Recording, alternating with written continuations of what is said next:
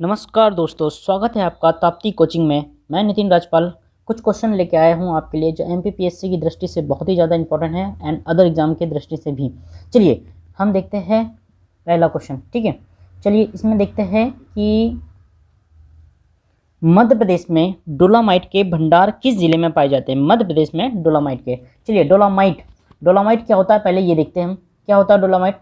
चलिए डोलामाइट आपको बताता हूँ मैं कि जो डोलामाइट है, देखिए ये जो डोलामाइट है ये कैल्शियम से, किससे, कैल्शियम से, और कैल्शियम के साथ साथ में आपका मैग्नीशियम, ये दोनों के कार्बोनेट से मिलकर क्या बनेगा, आपका क्या बनेगा, डोलामाइट बनेगा। ठीक है, चलिए आपको मैं बताता हूँ कि डोलामाइट किस टाइप का होता है। ये देखिए डोलामाइट आपको दिख रहा है, ये पूरा व्हाइट कलर का जो है वो क्या है, आपका डोलोमाइट है ना। डोलोमाइट जो कैल्शियम से और मैग्नीशियम से मिलकर बना है। चलिए इसका हम ये एक बार और ये कर लें कि ये जो है ना, ये जो है आपका डोलामाइट, ये डोलोमाइट का उपयोग क्या है। उपयोग देखिए आपका जो लौह इस्पात उद्योग है उसमें हो जाएगा इसका। ठीक है, इसके बाद में आपका उर्वरक बनाने में है ना, उर्वरक को बनाने के लिए, और तीसरा हो जाएगा आपका मिश्र धातु बनाने में है ना, इसके लिए उपयोग किया जाता है किसका, डोलोमाइट का। ठीक है, चलिए डोलोमाइट को ये आप है ना, ये डोलोमाइट देख लीजिए।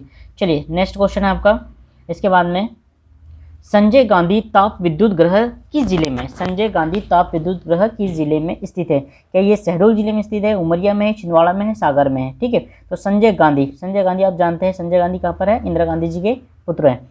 चलिए इसका देखते हैं संजय गांधी, ये जो है इसका आंसर हो जाएगा आपका उमरिया है ना। और ये कब बना था, 1993 में क्या हुआ था, स्टेबलाइज हुआ था क्या, संजय गांधी ताप विद्युत। और ये कहाँ पर आता है मेनली, ये आपको दिखेगा, ये देखो ये यहाँ पर है बीर सिंह है ना, बीर सिंह, कौन सा, बीर सिंह। और ये किस जिले में है, उमरिया जिले में आता है ना। इसको संजय गांधी ताप विद्युत ग्रह भी बोलते हैं, ये बीर सिंह ताप विद्युत ग्रह भी बोलते हैं। ठीक है, ये 1993 में स्टेब्लिश हुआ था है ना, और क्या हुआ, ये उमरिया डिस्ट्रिक्ट में। चलिए नेक्स्ट क्वेश्चन देखते हैं, थल समीर और समुद्र समीर बनने का कारण क्या है। तो देखिए दोस्तों, थल समीर और समुद्र समीर बनने का कारण क्या है, आपको बताते हैं। इसका कारण क्या, चालन है, विकर्ण है, ये संवन है। तो इसका आंसर हो जाएगा संवन। संवन मतलब होता है कन्वेंशन। ठीक है, देखिए क्या होता है कि जब दिन होता है तो देखिए आप एक प्रकार से, ये आपका स्थल हो गया, ये आपका जल हो गया। ठीक है, अब सूर्य का प्रकाश दोनों जगह पर पड़ रहा है, यहाँ पर भी पड़ रहा है, यहाँ पर भी पड़ रहा है, तो ये जो है ये जो स्थल है ये क्या हो जाएगा, गर्म हो जाएगा। गर्म होने के कारण यहाँ की जो वायु है वो भी क्या हो जाएगी, गर्म हो जाएगी। गर्म होने के कारण ये ऊपर उठेगी है ना, ऊपर उठने के कारण पर हल्की हो जाएगी तो ऊपर उठेगी, और ये क्या है, इधर से समुद्र की ओर जाने लगेगी। और समुद्र का जो ये है, समुद्र में ठंडी हवाएं क्या है, किसकी ओर जाने लगेगी। स्वाभाविक सी बात है कि यहाँ पर गैप हो जाएगा, निम्न वायु दाब बन जाएगा, जिससे क्या हो जाएगा कि यहाँ पर क्या हो जाएगा, गैप होने के कारण यहाँ पर क्या हो जाएगी, ठंडी हवा आना चालू हो जाएगी। ठीक है, तो ये इस प्रकार से क्या है, सर्कल चलते रहेगा। इसलिए क्या है कि जो दिन के समय में है, समुद्र से ठंडी हवा कहाँ पर आने लग जाती है, स्थल पर आती है। कहाँ पर आएगी, स्थल पर आएगी। इसे ही हम क्या बोलेंगे, समुद्र समीर, क्योंकि समुद्र समीर कहाँ पर चलने लगा है, समुद्र की ओर से जो है स्थल पर जो ठंडी हवा चल रही है उसी को हम क्या बोल रहे हैं, समुद्र है ना, समुद्र समीर बोल रहे हैं। ठीक है, और यदि थल समीर कब बनेगा, जब रात का समय हो, और रात के समय में जब ये जो धीरे धीरे जो पानी गर्म हुआ है ना, कहाँ पर, रात के समय, दिन के समय में जो स्थल से समुद्र से नीचे गया है पानी, ये गर्म होगा। और ये गर्म होने के कारण पर क्या होगा कि ये यहाँ की जो हवा है यहाँ पर उठेगी, और ये किसकी ओर जाना चालू करेगी, गर्म हवा किसकी ओर, स्थल की ओर। स्थल की जो ठंडी हवा है ना शाम में, वो कहाँ आएगी, समुद्र की ओर। तो इसे हम बोलेंगे थल समीर, क्योंकि ये थल से क्या हो जाएगा, ठंडी हवा चलती है, और थल से ठंडी हवा कब चलेगी, रात के समय में चलेगी। और समुद्र समीर कब बनेगा, हमेशा दिन में बनेगा। चलिए तो इसका थोड़ा सा आप ये देख लीजिए, इसका एक बार से डायग्राम देख लीजिए, ये दोनों डायग्राम देखेंगे आपको समझ में आ जाएगा कि ये पूरा स्थल है, ये भी स्थल है। ठीक है, तो यहाँ पर ये दिन की बात चल रही है और ये रात की बात चल रही है, दोनों में कंपेयर करेंगे तो देखो यहाँ से जो गर्म हवा है उठी और ये गई समुद्र की ओर। समुद्र में यहाँ से ठंडी हवा जो है वो किसकी ओर जा रही है, आपको ये दिख रहा है, स्थल की ओर जा रही है। ये कब की बात है, दिन की बात है। और रात में सेम इसके विपरीत होगा, यहाँ पर कम प्रेशर बनेगा, यहाँ से क्या हो जाएगा, हवा उठेगी हल्की होकर और जाके कहाँ चली जाएगी, ये स्थल की ओर चली जाएगी। और स्थल की जो ठंडी हवा है, ठंडी हवा में से क्या होती है, गर्म होती, क्या होती है, भारी होती है, और ये कहाँ पर जाएगी, समुद्र की ओर। चलिए ये क्वेश्चन आपको समझ में आ गया, थल समीर समुद्र समीर क्या होता है, और ये बनने का कारण क्या है, इसका संबंध। चलिए नेक्स्ट क्वेश्चन देखते हैं हम, किसानों को उनकी उपज का उचित मूल्य प्रदान करने के लिए राज्य सरकार द्वारा किस योजना को शुरू किया गया। तो किस योजना को शुरू किया गया, भावांतर योजना। कौन सी थी आपकी, भावांतर योजना को। भाव में अंतर क्या होता है, भावांतर। सपोज के लिए आपके लिए 1800 रुपये में आपको क्या मिला है, गेहूं आपने किसी व्यापारी को बेचा है, और 1925 रुपये में क्या हुआ है, ये सरकार ने समर्थन मूल्य रखा है। क्या रखा है, समर्थन मूल्य, कि इससे ज़्यादा न इससे कम, ये क्या सरकार क्या है किसको देगी, या किसान को देगी, है ना। 1925 रुपये, चाहे वो आपको 1800 बिके या 1700 बिके, कुछ भी हो जाए, है ना। 1925 रुपये समर्थन मूल्य है।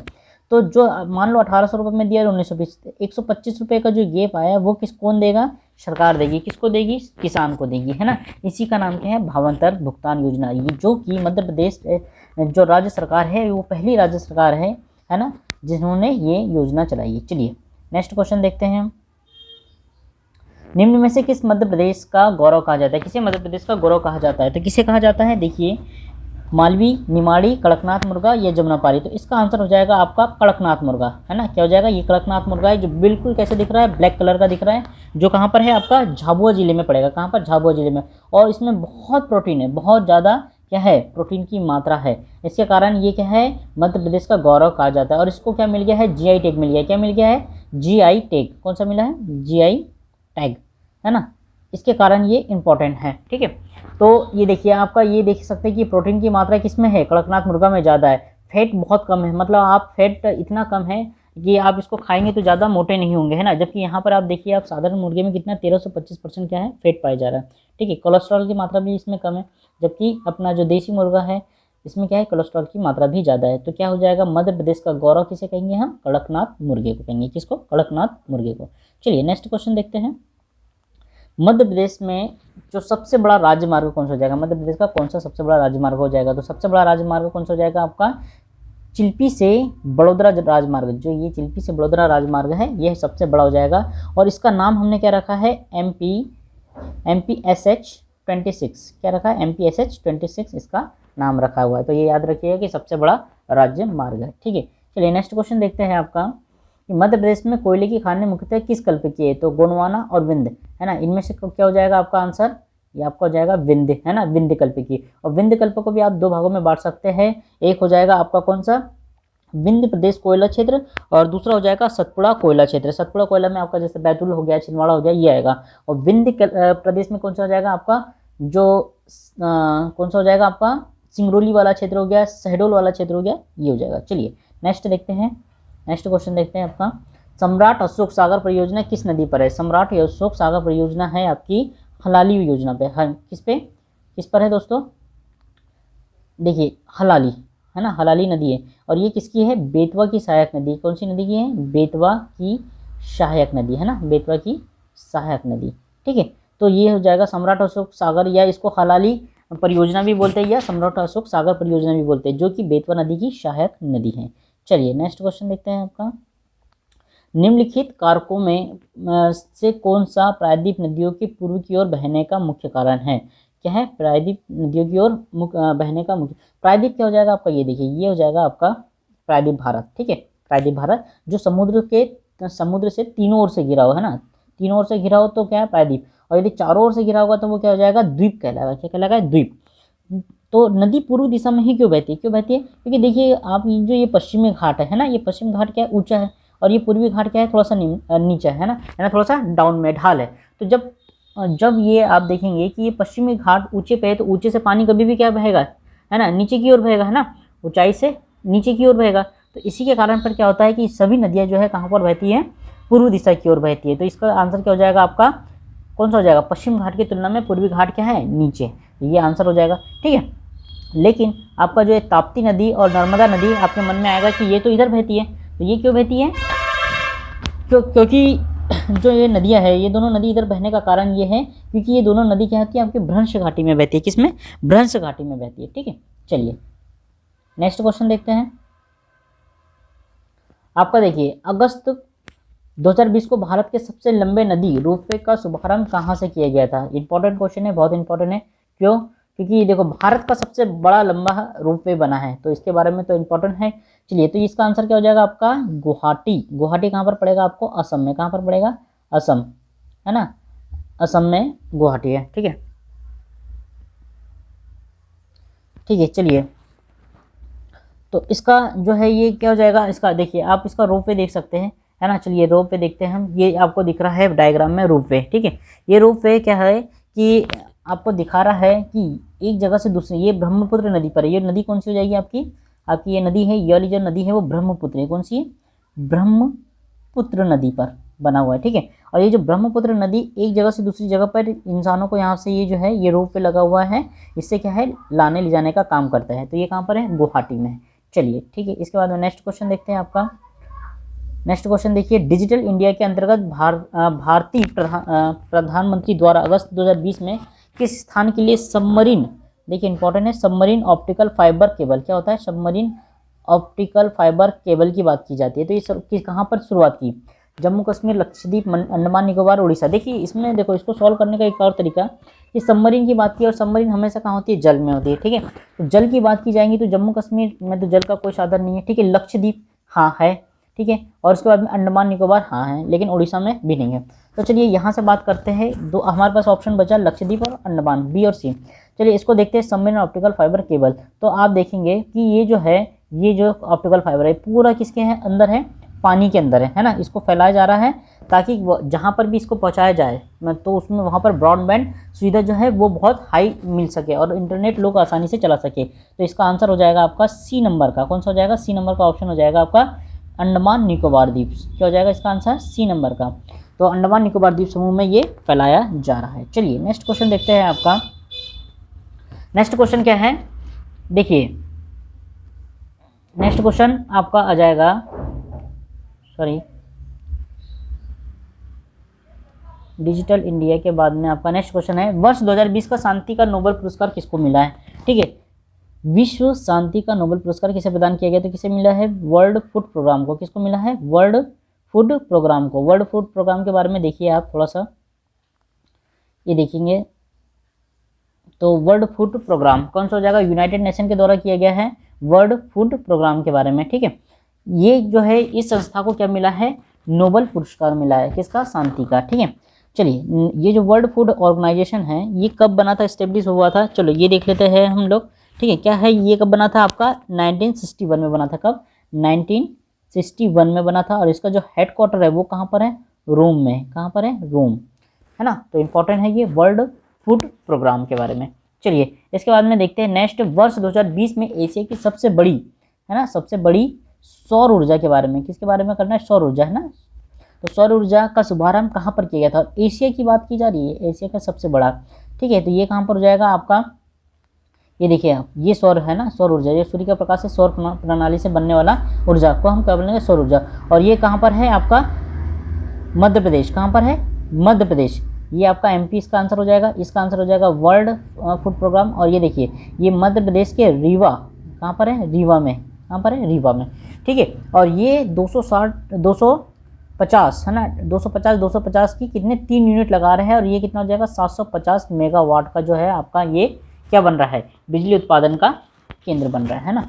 चलिए नेक्स्ट क्वेश्चन देखिए आपका, भारतीय संसद राज्य के किसी विषय पर कानून बनाने के लिए सक्षम है यदि, है ना, कब कानून बना सकती है संसद, संसद मतलब केंद्र, कब बना सकती है कानून भाई, जब 352 के अंतर्गत आपातकाल पड़े। हाँ बिल्कुल सही बात है, ये सही है, ठीक है। इसके बाद में कब बना सकती है, देश के 2 या 2 से अधिक राज्यों की विधानसभा इसका अनुरोध करे, ठीक है। ऐसी स्थिति में क्या होगा, जब 2 या 2 से अधिक राज्य बोलेंगे कि ठीक है आप क्या कर लीजिए, कानून बनाइए, तो क्या बनाएगा, केंद्र सरकार कानून बनाएगी। तो दूसरा ऑप्शन भी सही है।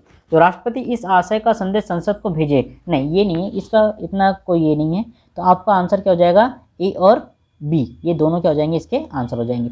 चलिए नेक्स्ट क्वेश्चन देखते हैं, एक कंपनी के कर्मचारी द्वारा एक ही स्थान में उपयोग किए जाने वाले अनन्य रूप से निजी नेटवर्क का वर्गीकरण होगा।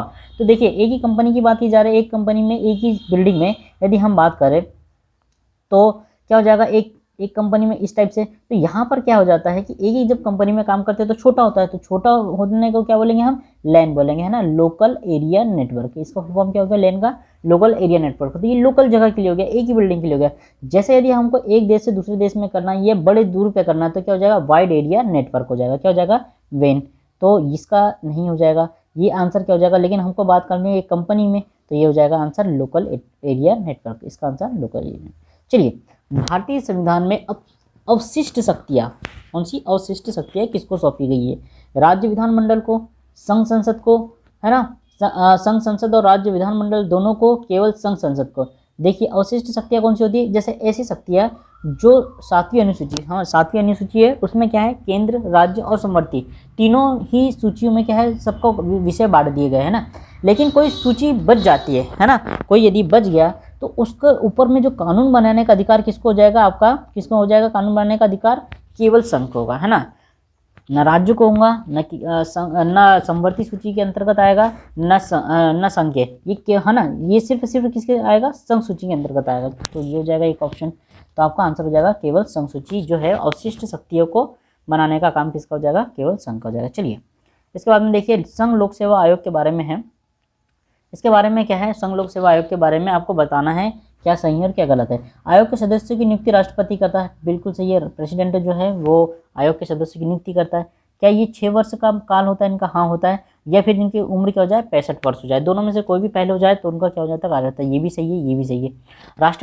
राष्ट्रपति पद की अवमानना पर अध्यक्ष सदस्यों को पदच्युत कर सकता है, यानी उसको निकाल सकता है, बर्खास्त कर सकता है, हाँ बिल्कुल है। तो ये जो है इसको जब राष्ट्रपति के अपॉइंटमेंट कर रहा है तो इसको क्या निकाल भी सकता है। ये दोनों चीज़ें सही है। और ये तीसरा ऑप्शन ये जो है वो भी सही है, 6 वर्ष से 65 वर्ष, ये भी सही है। तो इस प्रकार से क्या हो जाएगा ऑप्शन नंबर आपका सी, जो 1 2 तीनों सही हो जाएंगे। चलिए नेक्स्ट क्वेश्चन देखते हैं। मध्य प्रदेश लोक सेवा आयोग एमपीपीएससी का मुख्य कार्यालय कहाँ पर है ना, मुख्य कार्यालय या मुख्यालय था, है ना, थोड़ा सा शायद इसमें मिसप्रिंट हो गया होगा, मुख्यालय क्या हो जाएगा, मुख्यालय कहाँ पर है, तो मुख्यालय कहाँ पर एमपीपीएससी का, इंदौर में है ना, आपका इंदौर में है। चलिए है ना, इसके बाद में देखते हैं नेक्स्ट क्वेश्चन कि नेक्स्ट क्वेश्चन जो बहुत इंपॉर्टेंट है, 86वां संविधान संशोधन है ना अधिनियम 2002 कब बना था, है ना, तो 2002 में बना था। ये क्यों था, मतलब इसमें क्या बन दिए गए, तो भैया ये दिया गया था 86वां संविधान संशोधन 6 साल से लेकर 14 साल के जो बालक है या बालिका है उनको निःशुल्क अनिवार्य शिक्षा प्रदान की जाएगी। ठीक है, तो ये हो जाएगा आपका ये, है ना, तो क्या हो जाएगा, ए का 2 हो जाएगा। इसके 88वां संविधान संशोधन में क्या कहा गया था कि सेवाओं पर कर का प्रावधान होगा, कि कोई जो सेवा है उसमें भी टैक्स लगेगा, है ना, कर लगेगा। तो इसकी बात की गई थी 88वां संविधान संशोधन में। ठीक है, ये बात की गई थी। इसके बाद में देखिए 96 किसके लिए है, 96 है आपके लिए भाषा के ऊपर। 96 संशोधन क्या है, उड़िया भाषा को क्या कर दिया था, उड़िया कर दिया था, है ना, उड़िया को ओड़िया है ना, ऊ था तो उसको कर दिया ओ कर दिया, क्या कर दिया ओ। ठीक है, इसके बाद में आता है चौथा डी नंबर का हो जाएगा आपका फर्स्ट, वस्तु एवं सेवा कर जीएसटी का प्रावधान, है ना, डी नंबर का ऑप्शन। तो इसका हो जाएगा आपका नंबर 1, है ना, ए का 2, बी का 3, सी का 4 और डी का 1। इस प्रकार हमने देखा, पूरे क्वेश्चन देख लिए दोस्तों। ठीक है, चलिए इसके बाद में हम नेक्स्ट क्लास में देखेंगे। थैंक यू दोस्तों, ओके।